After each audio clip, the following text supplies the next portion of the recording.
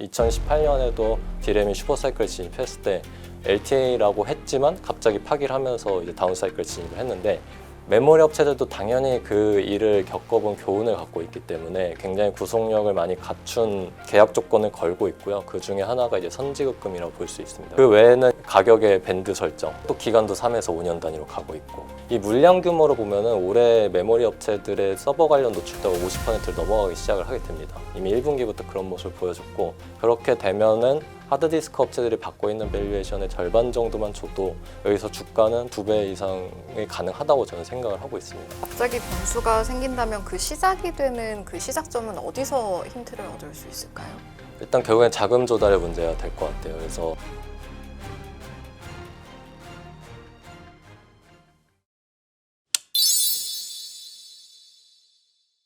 오늘 이제 반도체 이야기 속속들이 좀 해보려고 하는데, 엔비디아 이야기로 좀 시작해보면 어떨까 싶습니다. 이게 호실적도 호실적인데 무려 12분기 연속 신기록을 보여주고 있는 엔비디아인데, 이쯤이면 꺼질만 하면 AI 고점, AI 버블, 이제는 조금 마음을 놓아도 되는 건지 전반적인 총평과 함께 여쭤보죠. 네, 일단 이번 실적 발표 숫자와 가이던스 숫자를 보면 굉장히 인상적이었던 게 전년 동기 대비 성장률이 계속 가속화되고 있습니다. 그래서 사실 실적 성장세 자체는 굉장히 좋은 상황이고, 지금 작년 한 달 전에 이번 한 달 전에 하이퍼스케일러들이 발표했던 캐펙스 가이던스 수치도 많이 올라오고 있기 때문에 장기적으로 이 AI 사이클은 계속 지속된다는 좀 또 한 번의 확신을 준 실적 발표라고 생각은 듭니다. 근데 막상 그런 좋은 숫자를 발표하고도 주가는 빠졌었는데, 기대치가 너무 높았던 것도 있고, 회사가 사실 이번에 2027년까지 2025년부터 3년간의 가속기 매출액을 1조 달러라고 전에 가이던스를 줬던 수치에 대해서 상향 조정을 해주진 않았습니다. 그래서 그런 부분들이 굳이 꼽자면 실망 요인으로 작용을 했던 것 같아요. 근데 항상 이 엔비디아 실적 발표에 대한 기대감이 높기 때문에 지난 5분기 연속으로 실적 발표 직후에 주가는 빠지는 모습을 보였었습니다. 근데 결국엔 다시 또 오르는 모습을 보였고, 이번에도 마찬가지라고 보고 있고, 이 인프라 사이클은 아직 한참 남았다고 보고 있어서 여전히 뭐 테크 업종에 대해서는 긍정적이라고 보고 있습니다. 그리고 엔비디아 같은 경우에는 다음 달 초에 그 대만에서 GTC 행사도 열게 되어서 그때 좀 더 자세한 얘기를 많이 해주지 않을까, 그렇게 좀 기대를 하고 있습니다. 엔비디아 이제 저는 재밌게 봤던 게 베라 CPU 매출이 20빌리언이 나올 거다 올해. 그리고 그거는 아까 얘기하셨던 1조 달러 매출에는 포함이 되지 않는 거라고 얘기를 해줬거든요. 그럼 그거는 분명히 업사이드일 텐데, 물론 20빌리언 해봤자 분기 매출의 한 4분의 1밖에 안 되니까 큰 건 아니지만, 그리고 중국향 매출도 뺐다 그러고, 그런데도 가이던스가 잘 나왔잖아요. 이런 거는 아무도 인정해주지 않는 건가요? 그동안 주가가 많이 올라서 그런 건지, 아니면 최근에 바닥에서 꽤 올랐으니까 엔비디아도. 네, 그렇죠. 뭐 사실 다른 반도체 업종 대비해서는 언더퍼폼하긴 했지만 시가총액이 너무 높은 레벨에 있다는 것도 좀 고려는 해야 될 거예요. 5조 달러를 넘고 있으니까. 이 베라 CPU가 사실 저도 굉장히 인상적이었던 게, 이 CPU를 단독으로 팔기 시작하는 건 이번에 처음인데 벌써 그 정도의 가이던스 주는 거는 AMD CPU 매출액이 육박하는 수준입니다. 그래서 CPU에서 역시도 엔비디아가 금방 1위를 차지할 정도의 높은 성장세를 보일 것으로 좀 예측은 되고요. 이게 향후에는 2천억 달러까지도 커질 만한 시장이라고도 얘기를 해줬습니다. 그러면은 거기에 들어가는 LPDDR5, 즉 소캠이죠. 소캠 수요도 제가 예상했던 것보다 훨씬 클 거라는 걸 알 수 있었어가지고, 그게 오늘 메모리 업종 주가 강세에도 좀 영향을 미쳤다고 보고 있습니다. 아까 얘기하신 것처럼, 그래서 사실 어저께 저는 ARM이 15%씩 오르고 있길래 엔비디아 실적 발표도 안 했는데 오르는 걸 봐서, 오늘 사실 ARM이 그래서 장 시작 전에 빠지거든요 지금. 이게 약간 미리 플레이가 된 거다, 오히려 본장되면 다시 바뀔 수 있다고 생각하는 건 어떻게 보세요? 만약에 아주 단기적인 주가로만 보면. 그러면 너무 단기긴 하지만. 네, 일단은 ARM 같은 경우에는 밸류에이션이 굉장히 높아서 200배쯤 되더라고요. 뭐 주가는 변동성은 굉장히 클 것 같은데 방향성은 너무 명확합니다. 그리고 이 X86 기반의 AMD와 인텔에서 뭐 ARM 기반으로 넘어오는 흐름도 명확하기 때문에 이 장기 성장성에 대한 기대감은 계속 작용을 할 것 같고요. 오늘 하루의 주가는 뭐 어제 너무 많이 올라서 조정은 나올 수도 있겠지만 여전히 뭐 상승세는 유지될 거로 좀 보고는 있습니다. 그래서 네. 이번에 베라 CPU가 줬던 가이던스도 뭐 주가에는 계속 긍정적으로 작용할 것 같고요. 네, 알겠습니다. 이것도 좀 여쭤보고 싶은 게 엔비디아 실적 공시 체제 개편 이후 이거 단순히 좀 분류 변경에 대한 부분인 건지 아니면은 뭐 어떤 포석의 일환이라고 해석을 해야 될지 어떻게 해석하고 계세요? 일단은 기존에는 뭐 AI 매출액에 대해서만 줬는데 이제 하이퍼스케일러와 엔터프라이즈 쪽을 나눠서 주기 시작했죠. 그래서 이 소버린을 포함해서 AI 수요가 이제 하이퍼스케일을 넘어서 다변화되는 거에 대한 가해성을 좀 더 명확히 주고 싶었다고 좀 생각은 듭니다. 그래서 지금은 이제 하이퍼스케일러 캐펙스에 좀 많이 의존을 하고 있고 실제로 그게 전체 인프라 수요의 대부분을 아직 차지하고 있지만 엔비디아 봤을 때는 이제 앞으로 소버린이나 이런 거에 대한 성장성을 명확히 보고 있기 때문에 아마 이런 분류 체계의 개편이 있었던 게 아닐까 이렇게 좀 보고는 있습니다. 네. 숫자를 보면은 그 데이터 센터 매출에서 하이퍼스케일러가 절반이고 AC가 절반이잖아요. 네. 그리고 회사가 뭐라고 그랬냐면은 앞으로는 하이퍼스케일러 비중이 여기서 더 떨어질 거고 나머지가 진짜 좋을 거기 때문에 우리는 하이퍼스케일러의 케이펙스 올라가는 속도보다 우리 매출이 더 빨리 늘 거다. 네. 이렇게 얘기를 해줬단 말이에요. 네.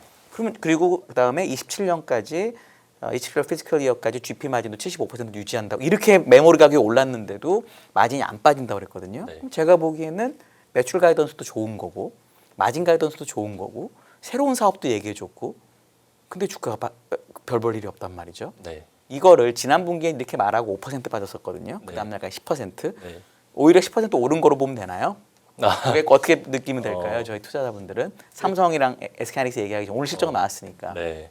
일단 뭐 말씀드렸다시피 5분기 연속 빠지는 상황에서 이 정도면 선방했다가 맞는 것 같고요. 그리고 이 A식 시장 침투에 대한 어떤 시장 우려는 계속 있는 것 같아요. 어쨌든 매출 규모가 너무 크고 GPM도 높은 수준을 장기간 유지하는 게 과연 가능할 거에 대한 의문인데 저는 충분히 가능하다고 보고 있고요. 루빈이 나타나게 되면은 이제 A식과의 성능 격차도 크게 벌어질 걸로 보고 있습니다. 그래서 전반적으로는 단기적으로 주가가 이렇게 모습을 보일 수는 있지만 항상 결국에는 엔비디아가 보여줄 거라고 좀 생각은 하고 있습니다. 알겠습니다. 그러면 저는 사실은 이제 오늘 방송하러 오면서 여쭤보고 싶었던 게 항상 뭐 실적 잘 나오고 나서도 이렇게 주가가 빠지다 보니까 뭐 아까 그래도 다시 오르는 모습을 항상 보여줬다라고 하셨는데 제 생각에는 그럼 이제 단순히 실적이 잘 나오는 것 이상의 시장에서는 그것 이상의 뭔가를 엔비디아가 보여주길 바라는 건가? 그럼 앞으로는 어떤 시그널을 봐야 주가가 의미 있게 바로 튀어오를 수 있을까? 뭐 이런 생각도 해봤는데요. 단순히 좀 기다리면 되는 시간의 문제일까요?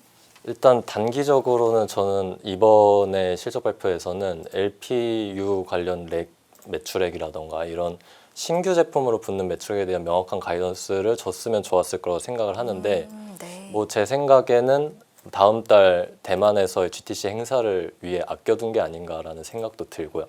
그래서 단기적으로 그런 이제 신규 제품에 대한 추가 성장 기대감을 주는 게 좋을 것 같고요. 네. 그 이후에는 피지컬 AI 같은 이 기존의 데이터 센터에서 국한되어 있던 어떤 가속기 침투를 다른 쪽까지 더 확장하는 모습을 명확하게 숫자로서 보여주고 가이던스를 준다면 이 지금 밸류에이션은 사실 계속 저렴해지고 있죠. 다시 밸류에이션이 올라갈 수 있는 그림을 보여줄 수 있을 거라고 생각하고 있습니다. 네. 그 갖고 오신 자료에서 이제 엔비디아는 어쨌든 실적을 너무 잘 냈으니까 일단 AI 고점론을 불식시켰다고 봐도 일단은 되잖아요. 뭐 다음 분기는 모르겠지만 그러면 결국 그 AI 고점론이 불식이 되면 거기에 이제 납품을 하는 공급을 하는 우리나라 반도체 기업들에 대해서 좋게 볼 수 있는 거고 그러니까 예를 들어 오늘 SK하이닉스도 12%는 오르고 뭐 삼성전자도 많이 올랐잖아요. 근데 이제 항상 어제도 저도 잠깐 봤는데 LTA 관련된 계약 때문에 결국은 리레이팅이 되고 그리고 제가 이 리포트 지금 제가 보다 보니까 이제 C게이트나 웨스턴 디지털 밸류에이션의 절반을 주시면서 이게 약간 뭐랄까 어닝의 안정성이 높아졌기 때문에 높은 피가 가능하다라고 얘기하셨더라고요. 네. 그거 조금만 설명해 주시면 어떨까? 왜냐하면 이 LTA라는 것도 결국은 장기 계약이긴 한데 네. 결국 계약금을 받아도 그 고객이 나 안 가져갈게. 이게 모든 업종에서 벌어지는 일이었거든요. 네. 그런 것까지 같이 얘기해 주시면 어떨까 싶어가지고요. 네. 알겠습니다. 네. 일단 최근에 주가 움직임부터 같이 좀 말씀을 드리면 좋을 것 같은데 이 사실 작년 9월부터 슈퍼사이클 진입 이후에 메모리 업종의 주가가 굉장히 많이 올랐지만 엄밀히 보면은 현물가랑 같이 올랐습니다. 네. 그래서 현물가가 정체되었던 3월 그 전쟁 시기 때 주가도 같이 정체된 모습을 보였는데 네. 최근에 LTA 논의에 대한 이야기가 시장에 확산이 되면서부터 현물가를 완전히 아웃퍼폼하기 시작을 했죠. 그래서 저는 이미 시장이 이 메모리 업종을 바라보는 시선을 변화시키고 있다라고 생각을 하고 있습니다. 그래서 이제 저의 생각에는 하드디스크 업종이 좋은 참고 사례라고 생각을 한 거고 여기에도 그런 차트를 넣어놨는데 하드디스크 업체들도 원래 PER을 높게 받는 업체들이 아니었습니다. 근데 작년에 AI 슈퍼사이클에 진입하고 나서부터 25에서 30배 수준까지 올라가게 되었는데 이 업체들의 특징은 매출의 90% 이상이 이 빌드 투 오더라고 해서 주문을 받아야 생산을 해주는 그런 굉장히 가이성 높은 생산 전략을 펼치고 있고요.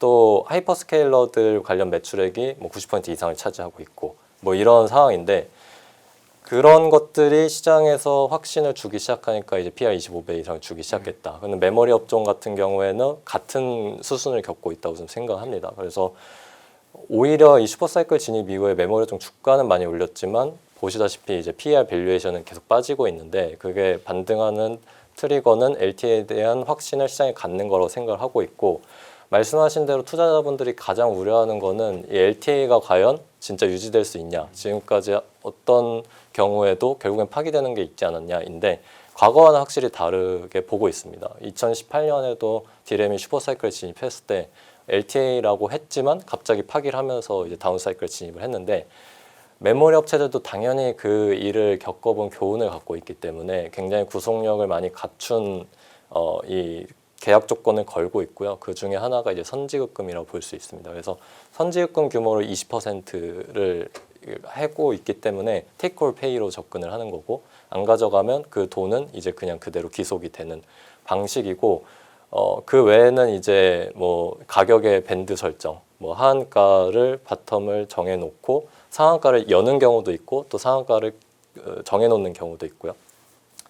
이렇게 하고 있고 또 기간도 3에서 5년 단위로 가고 있고 그런 걸 봤을 때는 과거와 다르게 구속력이 훨씬 높아졌다고 보고 있고 이 물량 규모로 보면은 올해 메모리 업체들의 서버 관련 노출도가 50%를 넘어가기 시작을 하게 됩니다. 이미 1분기부터 그런 모습을 보여줬고 그렇게 되면은 하드디스크 업체들이 받고 있는 밸류에이션의 절반 정도만 줘도 여기서 주가는 2배 이상이 가능하다고 저는 생각을 하고 있습니다. 그래서 그런 측면에서 이 메모리 업종에 대한 밸류에이션 리레이팅이 가능하다 이렇게 보고 있습니다. 하드디스크 업체들은 근데 메모리보다 훨씬 더 이제 작은 시장이고 그리고 거의 완벽하게 독점 내지는 과점이 돼 있는 데다가 너무 작으니까 신규 진입자의 우려가 빵이잖아요. 누가 요즘에 하드디스크를 새로 만들려고 하겠습니까? 워낙 작으니까. 근데 이제 메모리는 이제 CXMT가 3분기에 상장을 하고 이제 오늘 어젠가 서류 냈다고 하더라고요. 어쨌든 시장이 너무너무 커졌기 때문에 새로운 진입자가 들어올 수도 있는 거잖아요. 메모리는 그럴 가능성이 높아졌는데 그럼에도 불구하고 20%의 계약금으로도 충분히 LTA가 유효하다 이렇게 보시나요? 일단은 메모리 업체들 입장에서는 이 LTA 규모를 어느 정도 가져가는 거에 있어서도 100%를 가져가고 싶지 그러지는 않겠죠, 당연히. 예, 이게 non LTA 계약을 맺는 고객들에 대해서 가격 경쟁을 계속 붙이는 걸 원하기 때문에 그리고 이제 선지급금의 규모 자체는 뭐 20에서 30% 정도 수준에서 형성은 되고 있는데 뭐 저는 그래도 이 정도면은 과거와 다르게 구속력이 훨씬 높아졌다고. 과거에는 혹시 몇 %였나요? 과거에 선지급금이라는 개념 자체가 거의 없었죠. 계약만 네, 했었군요. 네. 그래서 파기가 너무 쉬웠고요. 그래서 이제 그런 부분은 그래도 과거와 완전히 다르다고 보고 있고 말씀하신 대로 이제 하드디스크 업체들은 경쟁자가 진입 안 하는 걸 넘어서 본인들도 증설을 아예 안 하고 그럼요. 있죠. 예. 근데 그것 자체가 이제 메모리로의 이 수요 이동까지도 또 수혜로 나타나고 있기도 하고요. 그리고 중국 업체들이 올해 이제 상장을 앞두고 있는 것도 네. 당연히 이제 할 수 있는 우려긴 한데 CXMT가 빠른 속도로 성장을 해온 게 사실이나 네. 최신 디램 공정에서는 어려움을 많이 겪고 있습니다. 그래서 디램 같은 경우에는 이 노광 장비의 수출 제재 효과가 굉장히 많이 극적으로 작용을 ASML 걸 얘기하시는 거겠죠? 맞습니다. 네. 예. EUV 없이 1A 나노 이하로 진입하는 게 굉장히 어려운 거죠. 그래서 실제로 원웨이 나노의 안정적인 양산에 좀 어려움을 겪고 있는 걸로 보고 있고요. 그걸 넘어서 이제 중국이 가장 필요로 하고 있는 HBM의 양산도 지금 수율이 매우 낮습니다. 그래서 결국에 내년에는 HBM 양산까지 넘어가야 될 텐데 그런 기술 전환을 지속적으로 추구하면서 공급 증가가 많이 나올 수가 없는 상황입니다. 그래서 지금의 이 3에서 5년 단위를 계약을 원할 정도로 쇼티지가 장기화되고 있는 상황에서 수급에 영향을 미치긴 굉장히 어렵다. 이렇게 좀 보고 있습니다. 네. 아까 이제 중국 이야기 말씀하시니까 또 여쭤보고 싶은 게 이번 분기 지금 엔비디아 가이던스를 보면 미국 정부 승인이 나는데 중국발 데이터 센터 매출을 포함하지 않았잖아요. 아직 어떤 불확실성이나 이런 걱정되는 리스크 요인으로 남아있다고 봐서 안 들어갔다고 봐야 할지 어떤 해석을 하시겠습니까? 저는 사실 앞으로도 중국향 매출은 없을 것 같긴 합니다. 앞으로도 쭉? 네, 일단 오히려 미국 정부나 엔비디아는 판매를 원하는데 중국 정부가 막고 있고요. 중국 정부 입장에서는 반도체 자립화가 굉장히 중요한 이슈여서 바이댄스나 알리바바 같은 인터넷 업체들을 원하고 있지만 중국 가속기를 쓰도록 강제를 하고 있는 상황입니다. 그런 흐름은 변하진 않을 거라고 보고 있고요. 그래서 이 시장이 완전히 이원화될 거라고 보고 있습니다. 이 중국 내 시장과 중국 외 시장으로 이원화될 거고 네. 결국에는 그럼 중국이 그걸 할 수 있냐가 중요한데 물론 언젠가는 할 수 있겠지만 굉장히 시간이 걸릴 거로 보고 있고 당장 내년에 CXMT가 양산을 타겟하는 게 HBM3입니다. 그래서 오히려 진짜 GPU보다도 HBM 쪽에서 병목이 발생하면서 자립 속도는 조금 느려질 것 같고요.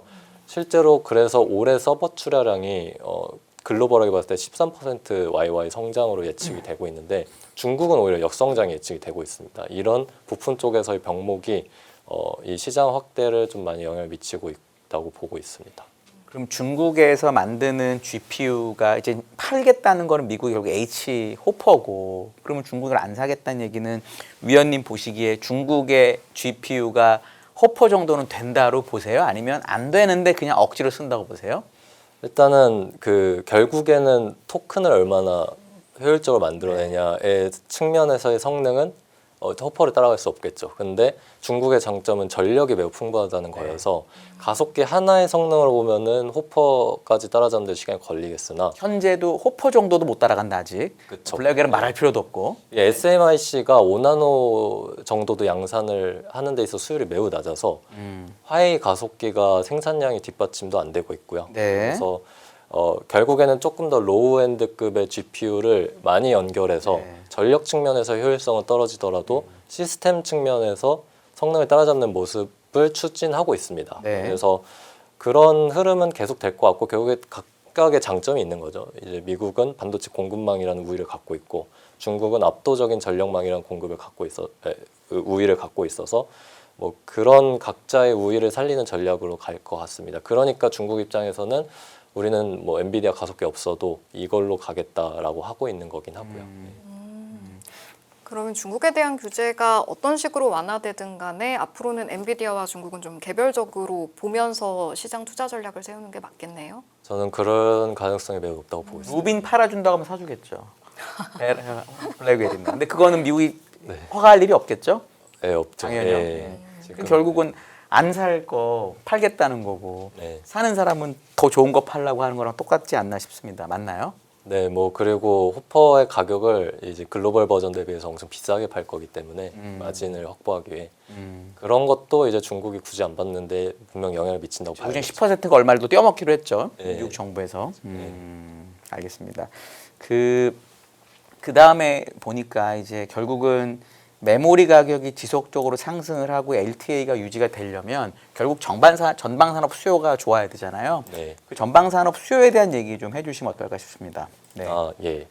일단은 뭐 간단하게 아까 캐펙스 얘기도 했지만 올해 하이퍼스케일러 캐펙스가 결국 근본적으로는 서버 디램을 흡수하는 가장 큰 수요처여서 여기에서의 특징을 보면은 원래는 올해는 캐펙스의 전년 대비 성장률이 꺾일 줄 알았는데 오히려 가속화되고 있죠.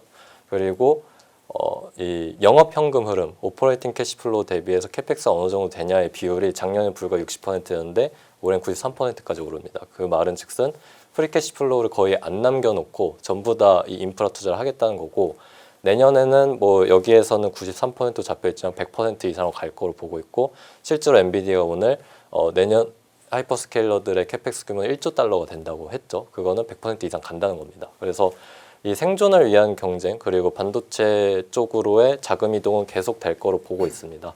그래서 이 구체적인 어플리케이션별 수요를 좀 보면은 이 전체적인 디램 수요에서 서버 노출도 즉 서버 디램과 HBM을 합산한 비트 비중이죠. 그게 올해 처음으로 절반을 넘게 된다.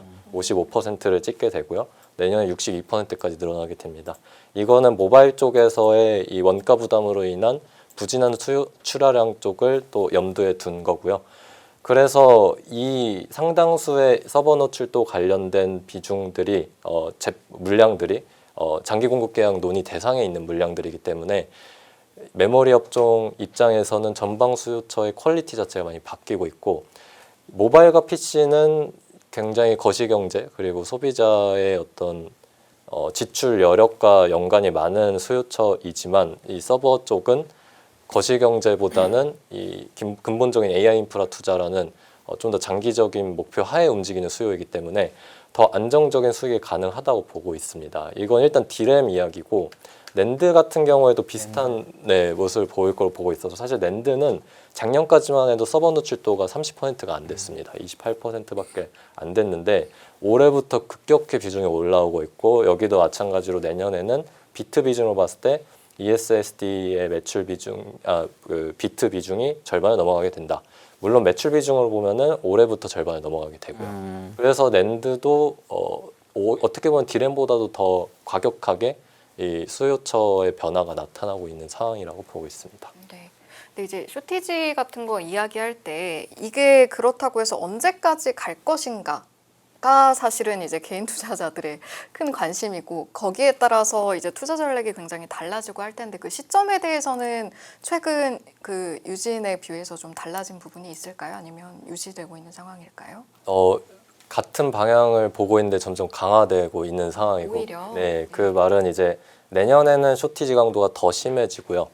28년에 공급 물량이 많이 늘어나는 해이김에도 불구하고 쇼티지가 유지가 될 거로 보고 있습니다. 그래서 사실 이 5년 단위의 논의 자체가 나오고 있는 이유도 2030년까지도 이 공급 부족이 유지될 것처럼 보이기 때문에 그런 거고요. 물론 이 사이클이라는 게 그 누구도 예측이 어렵고 막상 29년, 30년 가면 지금 예측하는 것과 굉장히 다른 모습을 보일 가능성이 높지만 저는 그게 상방이 될 가능성이 매우 높다고 보고 있습니다. 이 수급 타이트함의 강도가 더 심해질 가능성이 높다. 그래서 지금 서버 내에서 메모리 채용량의 증가 속도가 굉장히 가속화되고 있어서 사실 아까 제가 2027년 서버 디램의 비트 성장률을 올해와 내년 모두 40%씩으로 잡았는데 일부 CSP 업체들은 내년에 100%더 달라고 하고 있어요. 충족되지 못한 수요가 올해도 한 절반 정도 되는데 그게 내년으로 넘어갔고 내년도 충족 못 돼서 28년으로 넘어갈 겁니다. 결국에는 이 팹이라는 물리적 병목 때문에 버블이 형성되기 어려운 상황이다. 업체들은 지금 당장 더 서버를 많이 짓고 싶지만 반도체가 그걸 뒷받침 못해주고 전력이 뒷받침 못해주니까 수요는 계속 이완화될 거고 결국에는 28년까지도 삼성전자 하이닉스는 감익은 어렵다. 계속 증익이 나올 거라고 보고 있습니다. 혹시나 갑자기 변수가 생긴다면 그 시작이 되는 그 시작점은 어디서 힌트를 얻을 수 있을까요? 일단 결국엔 자금 조달의 문제가 될 것 같아요. 그래서 아까도 말씀드렸지만 이 빅테크 업체들의 잉여 현금 흐름은 말라가고 있기 때문에 이게 공통적으로 인프라 투자 이 시대적인 인프라 투자 사이클에 나타나는 현상이긴 한데 만약 매크로적인 이슈로 금리가 인상되고 이 글로벌하게 유동성이 좀 줄어든다면 거기서 인프라 투자의 어떤 변곡점이 발생할 수는 있을 거라고 보고 있습니다. 그래서 그런 부분은 좀 우려하면서 봐야 될 것 같고요. 그런 부분이 아니라면 사실 이 수요가 꺾기는 어려울 거라고 보고 있습니다. 결국엔 매크로 이슈다 이렇게 보고 혹시 있습니다. 오픈 AI 이제 상장하겠다고 하잖아요. 엔트로픽도 하고 그 결과가 혹시 좀 악영향을 미칠 수는 없을까요? 주가 측면에서는 사실 뭐 단기적으로는 안 좋을 것 같긴 해요. 왜냐하면 굉장히 이 유동성을 흡수하는 하나의 커다란 또 하나의 빅테크가 나타나는 거기 때문에 근데 이게 결국에는 아직은 에이전틱 AI나 이런 것들의 침투율이 여전히 낮고 토큰 성장률이 계속 많이 늘어나는 상황이기 때문에 그 업체들이 상장을 하고서 그런 부분에 있어서 좀 더 명확하게 이제 상장사가 되었으니까 가이드성을 준다면 단기적인 어떤 그런 우려를 딛고 오히려 또 장기적인 상승으로 나아가는 방향을 보여줄 수도 있을 거라고 생각합니다. 우리 낸들 보다 보니까 제가 그 하드디스크랑 연결시켜서 궁금한 게 이제 원래 하드디스크는 느리니까 가장 후진 잘 안 쓰는 데이터를 쓰고 그 다음에 좀 자주 쓰는 거를 낸드를 쓰고 정말 자주 쓰는 애를 디램을 쓰고 약간 이런 구조잖아요. 이렇게 적층화가 돼 있는데 이런 식으로 낸드가 서버에 더 많이 쓰이게 되면 그 낸드가 쓰이는 거의 배수로 보통 하드디스크가 늘어나거든요. 데이터 더 많이 늘어나니까. 그래서 하드디스크는 공급자가 없어서 30대에 거래되는 거다라고 보면 우리 낸드랑 디램을 그렇게 레이팅하는 게 좀 안 맞는 논리일 수도 있지 않나요? 요걸 그대로 제가 그냥 역으로 말씀드릴게요. 어떤 네. 것 같으세요, 그거는? 그래서 사실 메모리 업종이 30배를 받을 수는 없겠죠. 네. 30배 받으면은 여기서 주가가 뭐 5배는 5배 가야죠. 올라가죠. 예, 그래서 저도 뭐 삼성전자 하이닉스 목표 주가 추정해서 보수적으로 PR 8배를 적었는데 그래도 업사이드가 80%는 나옵니다. 그래서 제가 드리고 싶은 말은 결국 하드디스크 업체들은 장기적으로 봤을 때는 이 속도나 여러 가지 측면에서 ESSD에게 대체된다는 리스크를 안고 갈 수밖에 없습니다. 그게 또 증설을 안 하는 이유 중에 하나이고요. 그러면은 지금은 가격 격차가 너무 많이 벌어져서 이 하드디스크에서 QLC ESSD의 수요 이전이 약간 잠시 멈춘 상황이지만 뭐 결국에는 하드디스크 업체들이 공급을 안 해주면은 이 데이터를 저장하기 위해서는 콜드 데이터 영역에서 역시도 낸드 침투는 늘어날 수밖에 없다고 보고 있습니다. 이 수요가 너무 크기 때문에 결국 수요가 제일 중요한 거니까. 예. 그렇기 때문에 그럼 최근에 주가가 샌디스크가 제일 많이 오른 것도 그래서 그렇다 이렇게 보시나요? 그런 부분도 있고요. 이제 뭐 단기적으로는 시장에서 그래도 우려할 수 있는 거는 CXMT라는 디램 퓨어 플레이어의 상장도 영향을 미쳤을 수 있을 것 같고요. 그리고 이 성장의 기울기 측면에서는 낸드가 하반기부터는 디램을 앞지를 가능성이 매우 높아요. 디램은 이미 영업이익률이 80%를 찍었기 때문에 범용 디램 기준으로 봤을 때 범용 디램은 사실 이제 가격을 여기서 많이 올리기보다는 말씀드렸다시피 이제 LTA에 근거해서 물량 바인딩하고 여기서 이익률은 유지가 되는 정도로 생각을 하고 있는데 낸드는 여기서부터도 가격을 올릴 룸이 여전히 이익률 측면에서 많이 있는 거죠. 근데 그래서 샌디스크가 이제 아웃퍼폼을 했는데 저는 이제 또 다시 디램의 순간으로 오고 있다고 생각하고 내년에는 주인공 HBM이 될 거라고 생각을 해서 그렇습니다. 그럼 SK하이닉스가 좋아 보일 수밖에 없겠네요. 알겠습니다.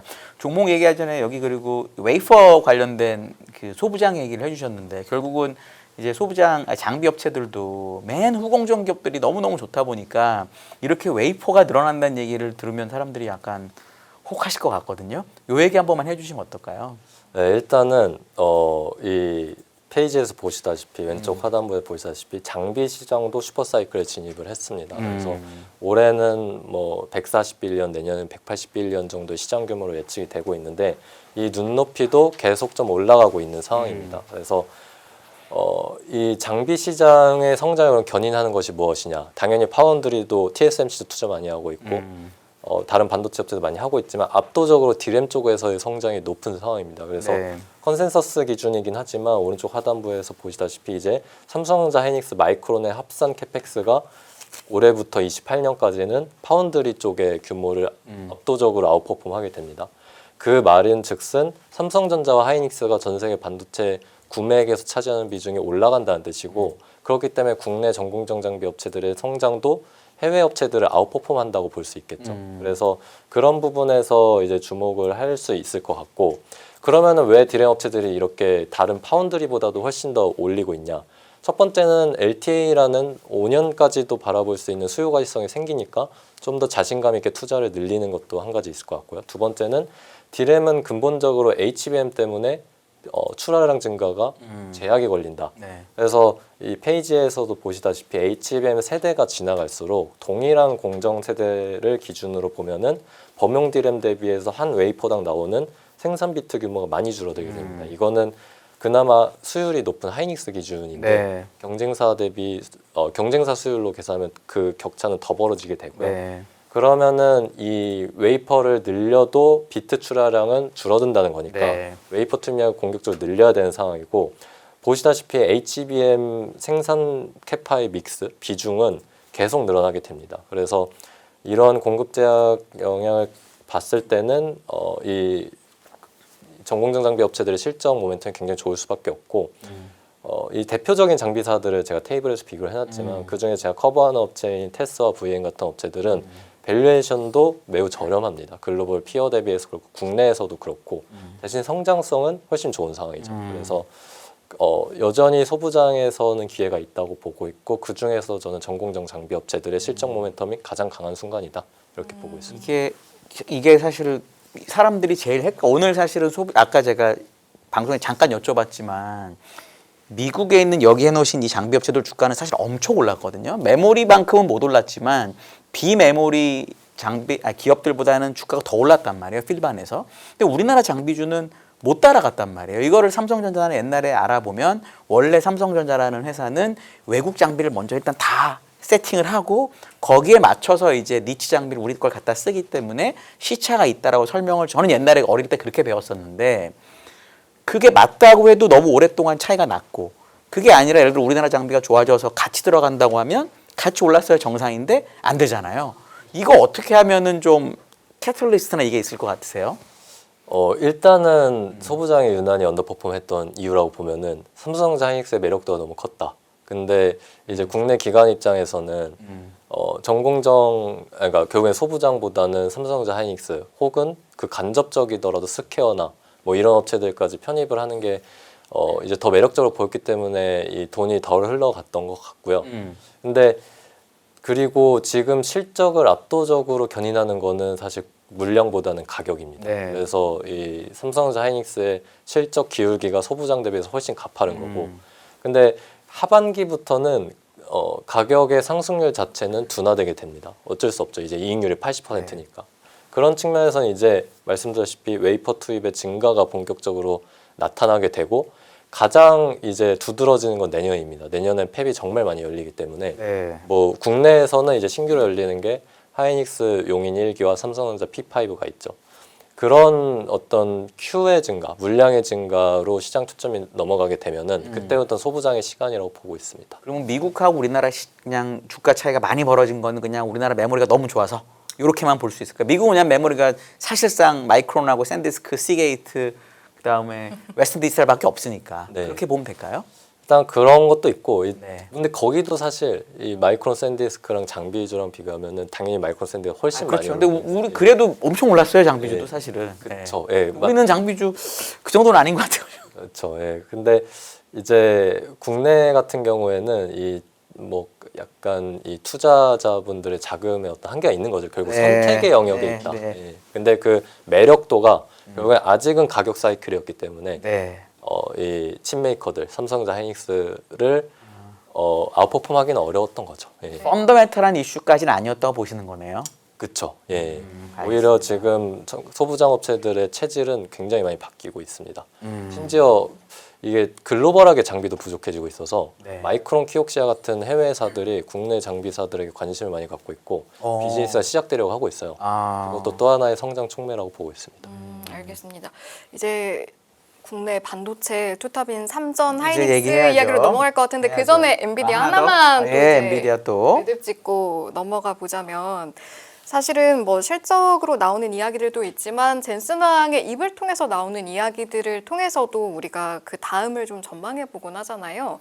이번에 보면 고성능 CPU 수요 폭발에 대한 이야기를 언급을 했는데 이게 앞으로 향후 상황에는 좀 어떻게 작용을 할지 이 부분에 대한 의견도 좀 듣고 싶거든요. 그 에이전틱 AI가 오면서 결국에는 가속기보다는 CPU의 성장 기류가 더 큰 모습을 보여주고 있죠. GPU보다는 이제 엔비디아가 보통 이제 주력으로 하는 것보다 CPU가 좀 더 매력적인 상황이 되지 않을까 이 부분에 대한 질문입니다. 그렇게 되고 있고요, 실제로. 그러니까 이제 일반 디램, 그러니까 서버용 디램 그리고 엔비디아 같은 경우 LPDDR5를 탑재하는 그런 일반 디램의 가격이 가파르게 오르는데 가장 많은 영향을 미쳤다고 보고 있어요. 그래서 이 CPU의 로드맵 상에서도 일반 디램의 탑재량이 많이 올라가고 있는데 결국 CPU 수가 이렇게 많이 증가한다는 거는 구조적으로 이 전반적인 디램 쇼티지를 더욱더 심화시키는 요인이라고 생각은 하고 있습니다. 네. 알겠습니다. 아까 그 CPU는 이제 베라가 CPU니까 그거 많이 팔려고 젠슨왕이 얘기했다고 보는 게 좀 더 맞는 것 같아요. 자기들이 할 수 있으니까 인텔 너희 나가라, 우리 거 만들어줘라고 저는 해석을 하는데 네. 그렇게 보실 수 있다고 저는 생각합니다. 네. 전자랑 닉스 얘기를 안 할 수는 없잖아요, 우리가. 네. 그래도 하시죠. 네, 이건 네. 안 할 수가 없어서 제가 주신 이 리포트를 보다 보니까 영업이익 추정치가 아주 공격적이라고 느껴지진 전 않거든요. 요즘 하도 세게 보니까. 근데 제가 본 게 28년도 추정치가 업이더라고요. 근데 28년에 대해서는 지금 얘기가 되게 말이 많잖아요. 네. 28년도 증익이라고 하는 거에 대한 약간 자신감, 확신은 얼마나 있으세요? 저는 매우 가능성이 높다고 보고 있습니다. 그래서 일단은 26년, 27년이 뭐 보수적이긴 하죠. 요즘 워낙 보수적은 컨셉이- 아니고 그냥 평균 정도신 것 네. 같아요. 맞아요. 500조 평균인데 내년 정도면 삼성전자. 네. 저는 뭐 다른 위원님들의 추정치는 제가 모르니까 숫자만 볼 수 있는 네, 거니까요. 저는 성과금, 충당금, 영업이익 12%를 잡아놨습니다. 그래서 잡은 게 이 정도다. 네, 아. 그래서 그게 미리 반영이 되어 있는 숫자라고 보시면 될 것 같고요. 28년에 대해서 말씀을 주셨는데 이제 아까 말씀드렸지만 전반적으로 글로벌하게 메모리 업체들의 그 팹이 다 같이 많이 오픈되는 시기는 내년 중순입니다. 근데 요즘에 팹이 열리고 이 고객한테 출하되는 것까지 걸리는 시간이 6에서 9개월 정도 걸려요. 그래서 28년 초, 28년 중순부터 물량이 본격적으로 늘어날 거로 보고 있고 저 같은 경우에는 이 정도 실적이 결국 28년 하반기부터 가격이 꺾인다고 본 거긴 해요. 아, 가정이요. 네, 그래서 일단은 뭐 28년 상반기까지는 편안한 상황이라고 저는 보고 있습니다. 가격이 오른다는 얘기는 QOQ 기준으로 오른다고 보신다는 거죠? 28년 상반기까지. 근데 사실 오른다기보다도 거의 플랫으로 아, 유지. 플랫 빠지진 않는다. 빠지진 않는다. 예. 알겠습니다. 두 개 중에 물론 둘 다 너무너무 좋은 종목이긴 한데 또 안 물어볼 수가 없잖아요. 엄마 답변 아빠 사이긴 물어보시나요? 하지만 그래도 조금이라도 두 개 중에 좀 나아 보이는 건 뭐세요? 둘 다 너무 당연히 좋으시겠죠. 네, 그쵸, 그쵸. 둘다 뭐, 바이니까 당연한 건데 네. 뭐 말씀드렸다시피 이제 둘 다 방향성을 갖겠지만 당연히. 네. 최근에 삼성전자가 이제 유독 언더퍼폼을 했고 네. 그거는 파업 리스크가 많이 반영이 되었는데 사실 오늘 같은 경우에는 파업 리스크가 해결되었다고 하기엔 이제 투표도 남아 있긴 하지만 어쨌든 어느 타결이 정도 되었는데 해소를 했죠. 네. 저 웬만하면 투표 되지 네, 않을까요? 그렇죠. 저도 그럴 가능성이 높다고는 네. 보고 있고 그럼에도 이제 주가가 하이닉스 더 오르긴 했는데 지금 하이닉스의 시가총액 레벨이 삼성전자 대비해서 한 78% 이상 올라왔습니다. 네. 그거는 딱 메모리 캐파 비중 차이거든요. 네. 그 말은 이제 삼성전자의 파운드리나 모바일 사업부 영업 가치는 아예 반영이 안 되어 있다. 네. 그래서 저는 결국 이 우려를 딛고 삼성전자가 그동안 못 올랐던 주가 움직임을 다시 캐치업하는 무빙이 나올 거라고 생각을 하고 있습니다. 그래서 단기적으로는 둘 다 오르겠지만 네. 삼성전자가 조금 아웃퍼폼할 여지가 있다 이렇게 보고 있습니다. 그러면 지금 당장 신규 매수자가 들어간다라고 했을 때 상방에 좀 더 많이 가져갈 공간이 남아 있는 게 삼전이다. 뭐 이렇게 정리해 단기적으로 그렇게 보고 있습니다. 단기적으로 네. 알겠습니다. 혹시 지금 이제 엔트로픽이 이제 스페이스X도 이제 상장하는 게 나왔는데 정말 투자를 많이 했더라고요. 엔트로픽이 뭐 45빌리언 벌써 쐈다는 얘기도 있고 해서 거기다 이제 파운드리 비스무리하게 이제 쓰겠다는 건데, 그러니까 그 정도로 칩이 부족하다고 저는 받아들였는데 그게 삼성전자의 파운드리 가치를 좀 이렇게 막 부스팅하는 이벤트로 작용할 수 있을까요, 없을까요? 한 18개월 봤을 때 뭐 단기적으로 말이 안 되고. 네, 그런 거 포함해서 사실 삼성 파운드리에 굉장히 많은 고객사가 올 거라고 저는 생각을 해요.